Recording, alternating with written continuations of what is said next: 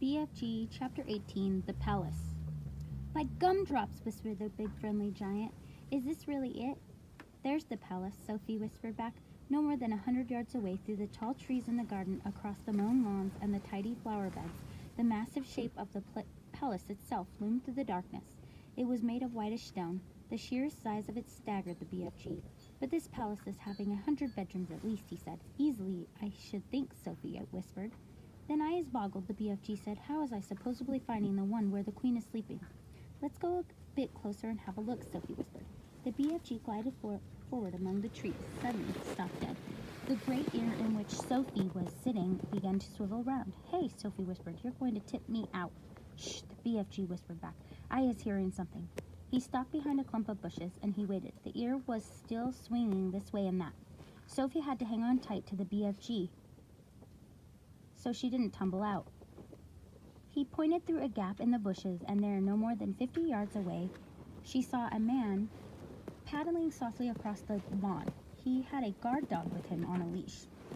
The BFG stayed as still as stone. So did Sophie. The man and the dog walked on and disappeared into the darkness. "You was telling me there was no soldiers in the back garden," the BFG whispered. "He wasn't a soldier," Sophie whispered. "He was some sort of watchman. We'll have to be careful." "I is not too worried," said the BFG. "There's wackasy big ears of mine is picking up even the noise of the man breathing on the other side of the garden." "How much longer before it begins to get light?" Sophie whispered. "Very short," the BFG said. "We must go pell-mell for leather now." He glided forward through the vast garden, and once again Sophie noticed how he seemed to melt into the shadows wherever he went.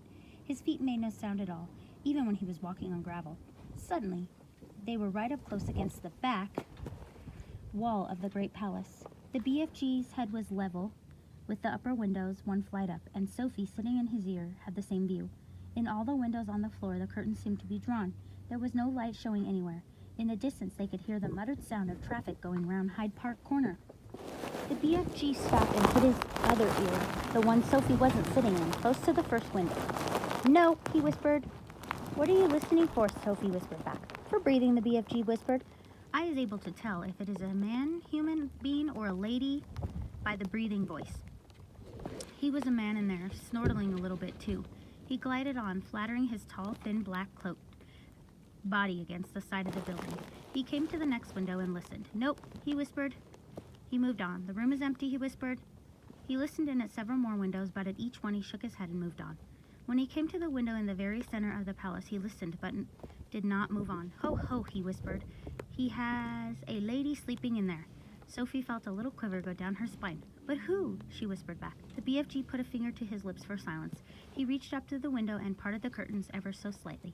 The orange glow from the night sky over London crept into the room and cast a glimmer of light on its walls. It was a large room, a lovely room, a rich carpet, glided chairs, a dressing table, a bed, and on the pillow of the bed lay the head of the sleeping woman. Sophie suddenly found herself looking at the face she had seen on stamps and coins and in newspapers all her life. For a few seconds she was speechless. "Is that her?" the BFG whispered. "Yes," Sophie whispered back. The BFG wasted no time. First, and very carefully, he started to raise the lower half of the large window.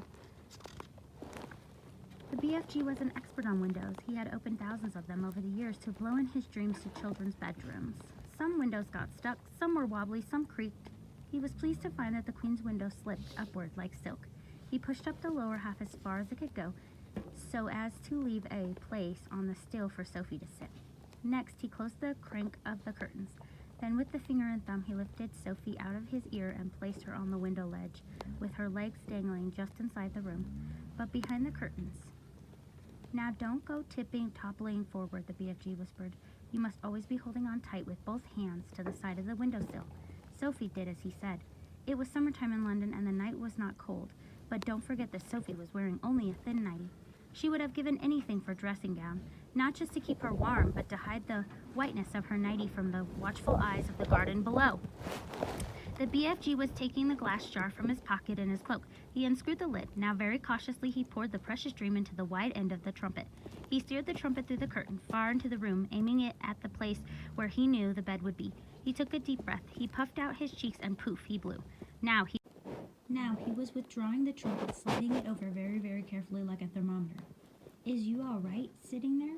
he whispered. "Yes," Sophie murmured. She was quite terrified. but determined not to show it.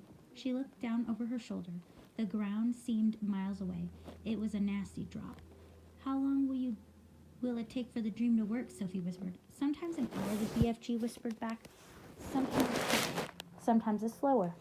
But it is sure to find her in the end. Sophie said nothing. I is going off to wait in the garden, the BFG whispered. When you is wanting me, just call out my name, and I is coming very quickly. Will you hear me? Sophie whispered. You is forgetting bees, the BFG whispered, smiling and pointing at his great ears.